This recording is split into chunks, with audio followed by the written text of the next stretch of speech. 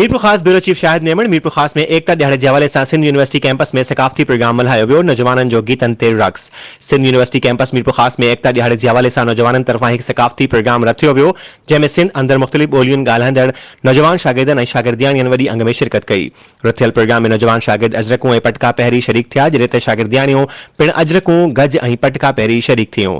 इन मौक़े ते शागिर्दनि तालीम ऐं मुस्तक़बिल जे चैलेंजनि जे हवाले सां तक़रीरूं कंदे चयो त एकता जो ॾियारो न रुॻो असांखे पंहिंजी सकाफ़त खे बचाइण जो ॾस ॾिए थो, पर इन सां गॾोगॾु असांखे हर साल नई टीम सां पंहिंजी धरती बाबति सोचण ते मजबूर पिणु करे थो।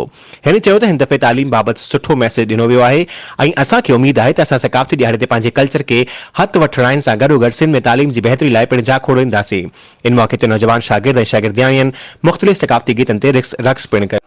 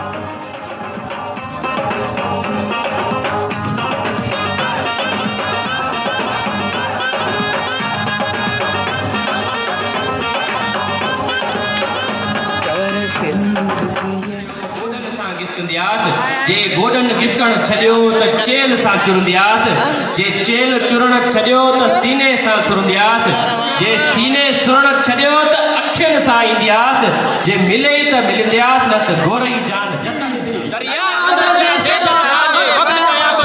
तू मां त रुगो सिंधु ते का लहर वारे वींदासीं।